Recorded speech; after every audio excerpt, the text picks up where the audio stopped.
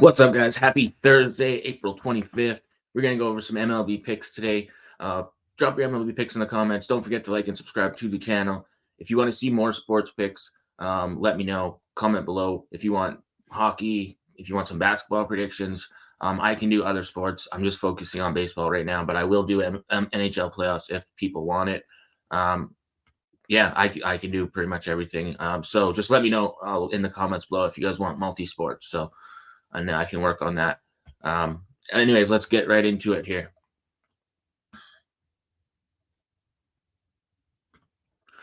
All right, first game up, we're going to PNC Park. This end of this 4-game series, Brewers and Pirates. I would like to see the lineup for sure, but it's Freddie Peralta and Mitch Keller should be your starters here.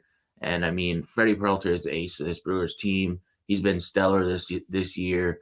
Whereas Mitch Keller, I kind of have some concerns with. His expected ERA is pretty high. His last outing wasn't the greatest. He's given up home runs in back-to-back starts. He got lucky to get run support in one of those, and he's kind of so. He can give up solo home runs and stuff still. Freddie Peralta can do the same, but he usually limits the damage to an extent. I would hope Peralta would go at least 6 innings in this game, just because that Milwaukee bullpen yesterday was used. It was pretty much a bullpen game, but I gotta go with the Brewers money line in this one. Yeah, I gotta go Brewers. I think they split the series here. Pittsburgh's offense is still kind of concerning. Now they get Freddie Peralta, a guy that can get lots of strikeouts, and they're facing Mitch Keller on the other side, a guy who's kind of struggling and can potentially give up some runs to this team. I could see this one starting a little bit slower as far as like a no-run first inning. It's still cool in Pittsburgh. We see a total set at 7. So I could see the no-run first inning be in play here. The Pirates are still 15-10 to the no-run first inning. The Brewers are 12-11, so pretty so-so. As far as first inning runs, let's see. Milwaukee ranks 10th. Pittsburgh is 27th. Pittsburgh isn't my concern. It's the Brewers getting out of the first inning, obviously, with Mitch Keller. So I think the Pirates stay off the score sheet in the first inning. Hopefully the Brewers do, but I just got to take the Brewers money line either way in this game. But I do lean to the no-run first inning as well. All right, next game up, the Twins and the White Sox. It was supposed to be Bailey over for the Twins going here. It changed. I believe now it's this Woods Richardson. I mean, it's still Michael Soroka going for the White Sox, and I don't trust Michael Soroka whatsoever. He's been pretty bad. He's given up 5 earned runs in back-to-back starts. His strikeout numbers are low. He's given up a home run in every start this season. So I think he probably gives up another home run. He also doesn't go deep into games, and this bullpen is already taxed. So this White Sox team is just in trouble. They managed to score 5 runs in that one game, but other than that, they got shut out. They lost by 3 yesterday. I think the Twins win by multiple runs again in this one. So I just have to go with the Twins. They've dominated this matchup, winning 9 of the 10 meetings. I still go on the Twins on the run line. I just can't get to the White Sox with Soroka. They had their one chance to win this game in this series, and they couldn't get it done. So I don't think they get any wins in this series. So give me the Twins. All right, next game up is the Guardians-Red Sox, final game of the series. It was supposed to be Brian Bale going for the Red Sox. He's landed on the IL with a lat or a back issue or something. Tristan McKenzie's going for the Cleveland Guardians. McKenzie was pretty solid his last outing. It was against Oakland, though, but he did get run support in that game. He did end up giving a home run. He's given up home runs in back-to-back starts. He's had a lot of walks. That's been Tristan McKenzie's issue for a while, is his walks. And then on the other side, you got Chase Anderson. He's a bullpen guy. Usually gives the Red Sox 2 innings or 1 inning, sometimes 3 innings. Other than that, he's only pitched, I think, like 13 innings this season.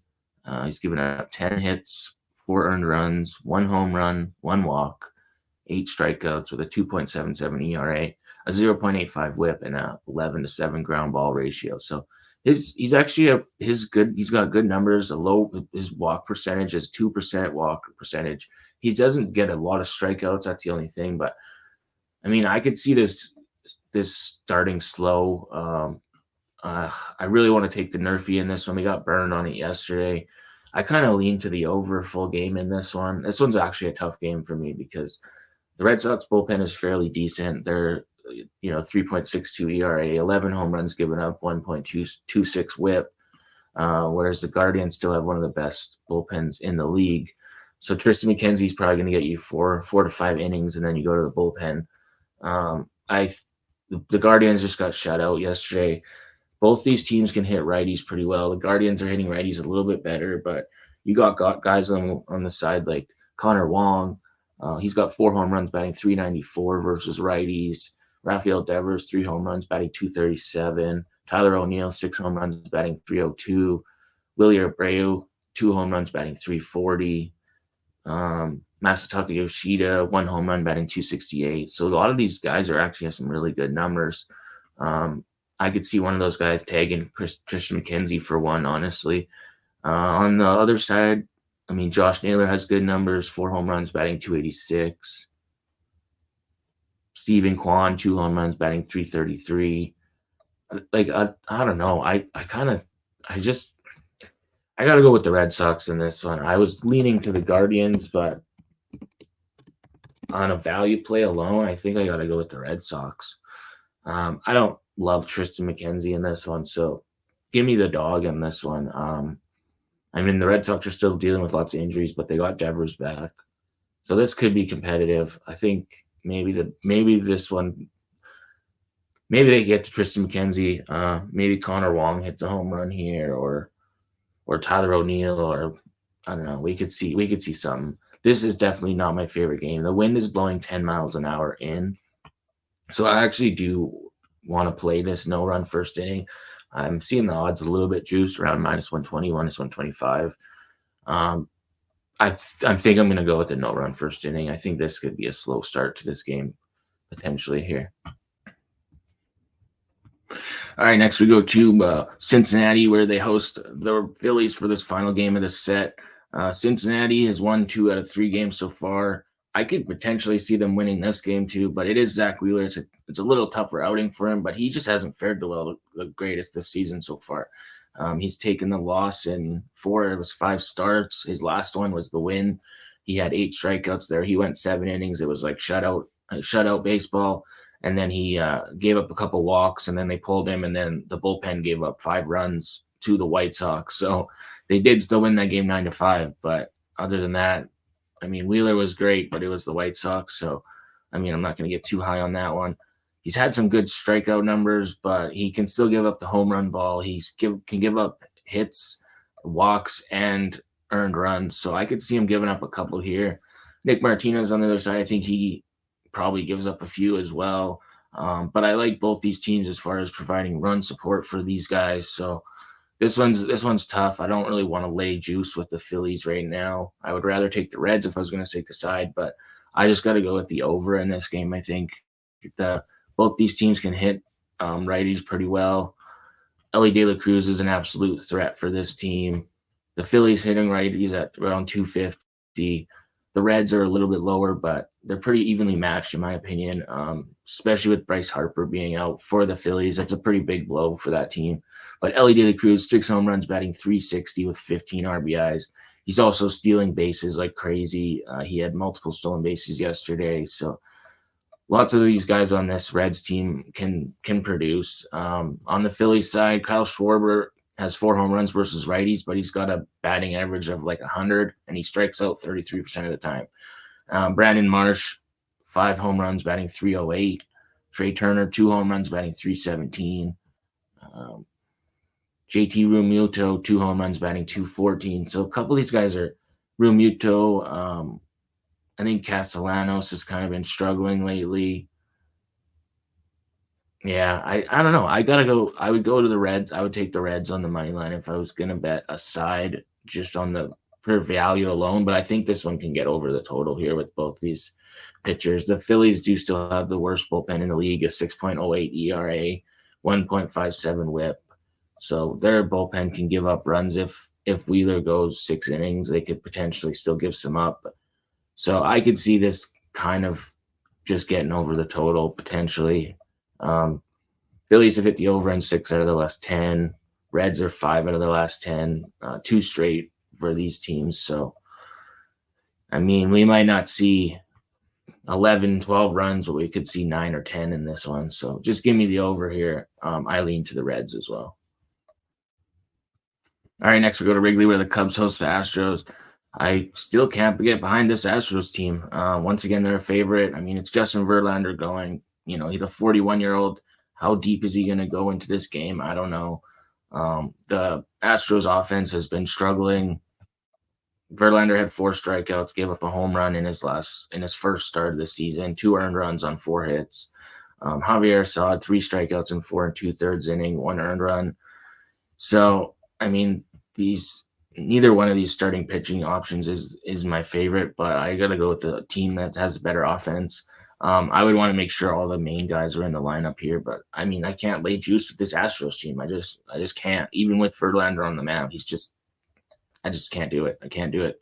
So I don't blame you if you want to fade me because I keep taking the Cubs, but they keep winning, so I'm going to keep taking them in this matchup right now because they're showing that they can put up runs. They're showing that they can be effective. So in a maybe what might be a little bit close game like we seen yesterday, I still think the Cubs can get it done again. All right, next we go to Arlington, Texas, where the Rangers host the Mariners for this final set. The Rangers could be without Corey Seager in this one. He got hit by a ball in the leg yesterday. On the other side, Kyle Raleigh was dealing with that tooth issue. I think he had a tooth pulled, a toothache is all swollen in his face.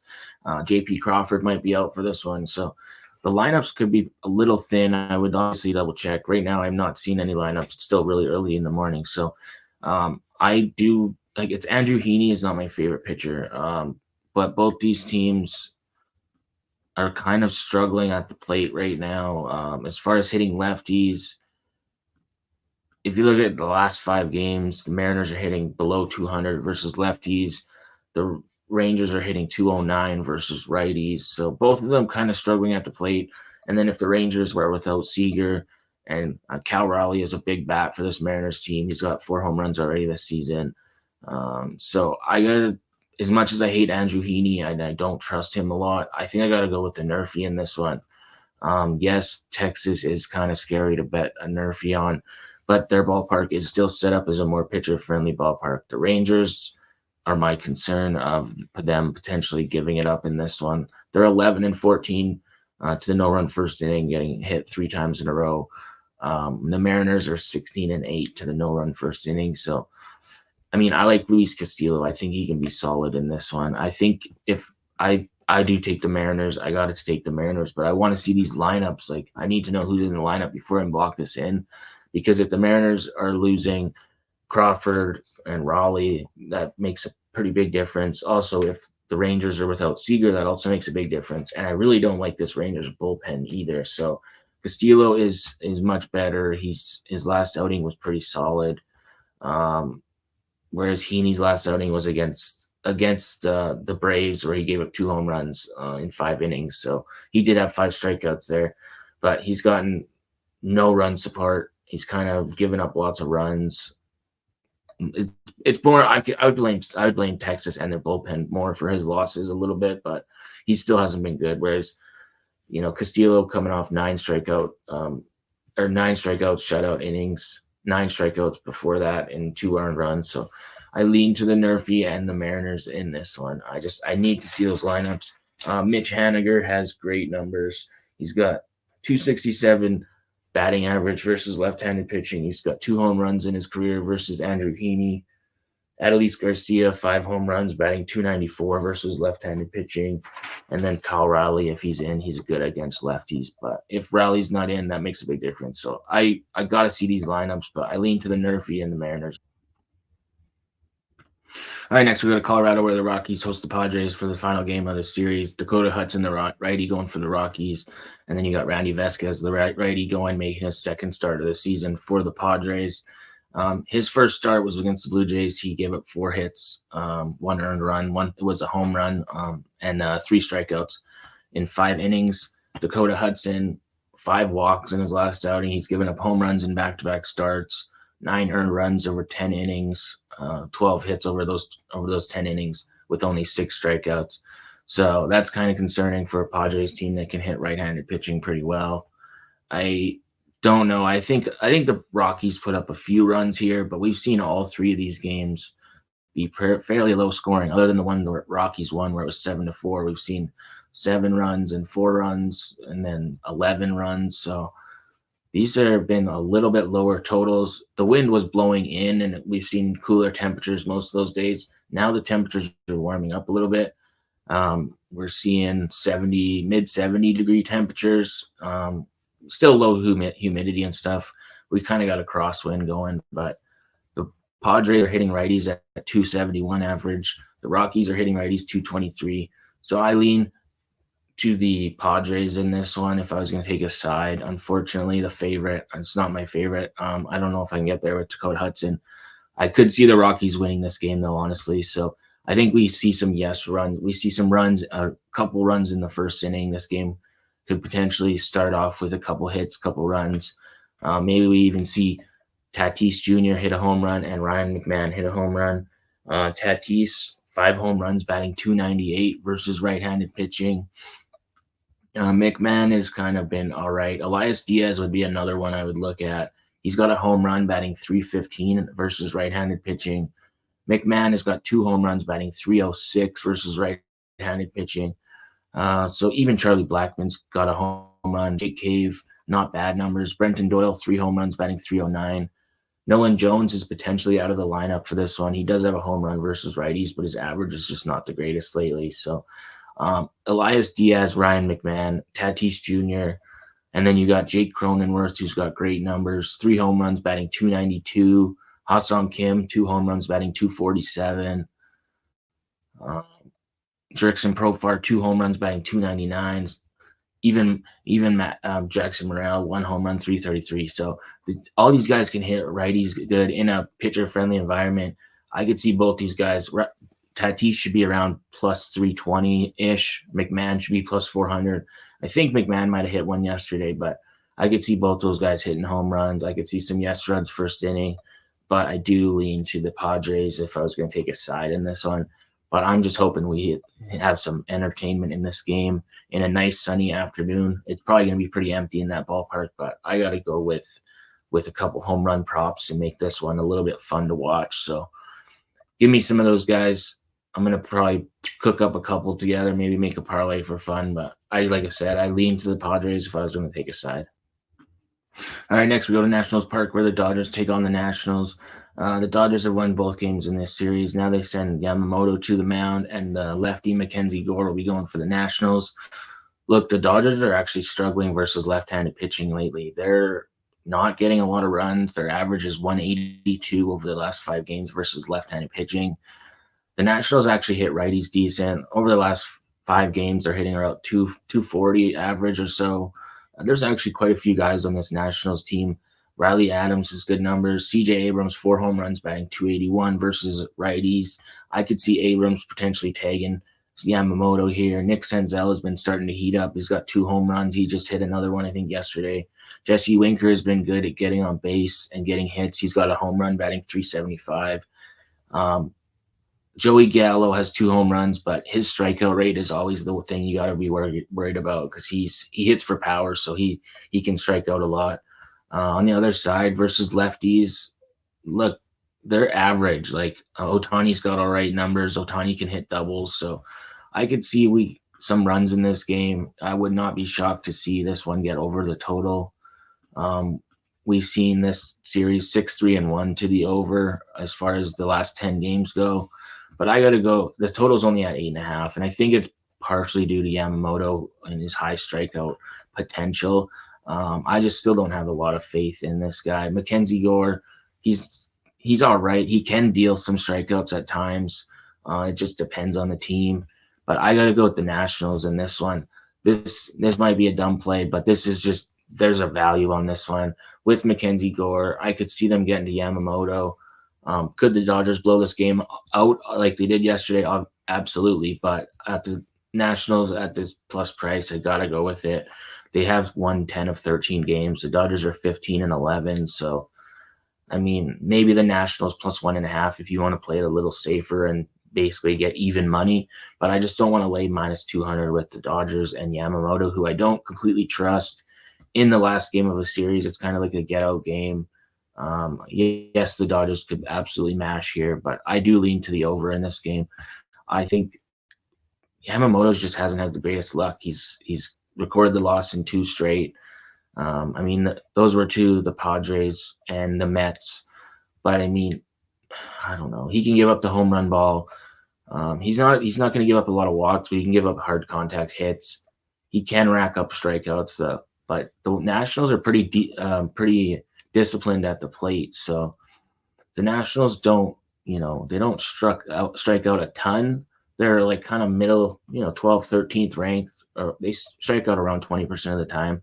Dodgers are about 24% of the time. So honestly, I got to go with the Nationals on the money line. I could see CJ Abrams hitting a home run. He's got those 4 home runs for batting 281 versus righties.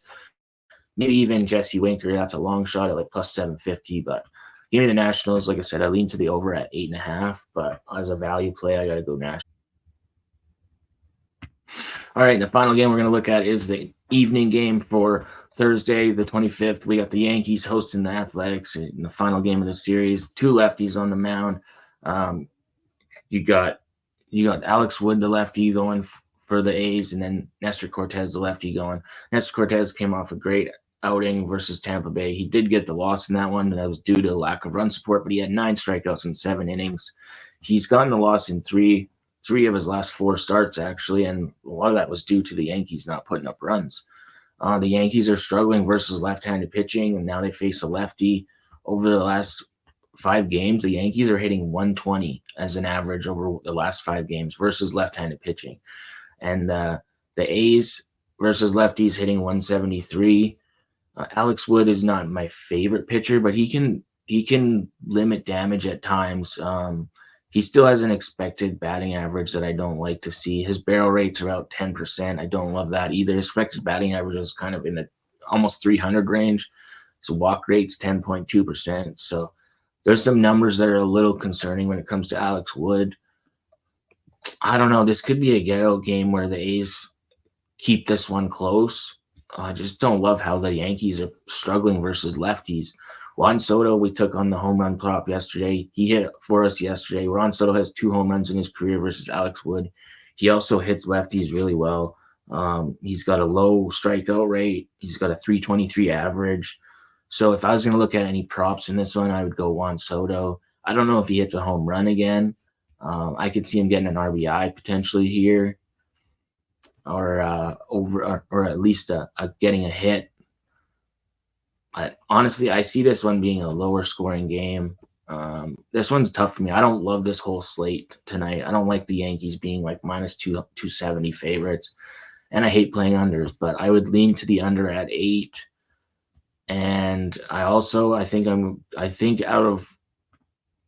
I got to go with the no-run first inning here. The Yankees are still one of the top no-run first innings team. They're 17-8 to the no-run first inning, 12-6 when they're a favorite, 8-4 at home. The A's are obviously the one you got a concern with Alex Wood trying to get out of the first inning, but they're still 12-13 no-run first inning, so around 50-50. They have given up first inning runs in both games, but then it's kind of slowed down. The Yankees rank 17th out of 30 in first inning runs. Oakland ranks 22nd. So they're both kind of in the bottom. I think this game could potentially be a little bit slower starting. My concern is hopefully getting past Soto, obviously, in this one. So, I mean, do I love it at this point? Not exactly, but do I want to do a Yankees run line with laying juice where they're struggling versus lefties? No. So I would take the Athletics plus 1.5. I absolutely have to play this game right now, but this whole slate is not my favorite. Out of a value play alone, I would go back to Soto to hit a home run. It's plus 525. Juan Soto hit a home run at plus 525. I mean, the wind is kind of blowing in and across the plate around 8 to 10 miles an hour. It should be, and with cooler temperatures, so it's not the greatest. But Juan Soto has great numbers against lefties. This A's bullpen has actually been pretty good, so I could see the Athletics keeping this game close. Athletics plus 1.5. Honestly, I kind of want to just lay Athletics money line just out of value alone, but I don't know if their offense shows up. That's my concern. So this one's tough for me. This whole slate is not my favorite as far as finding great numbers that I like, but that's all I got for you guys. Don't forget to like and subscribe to the channel. Drop your MLB picks in the comments below. Sorry this video got long.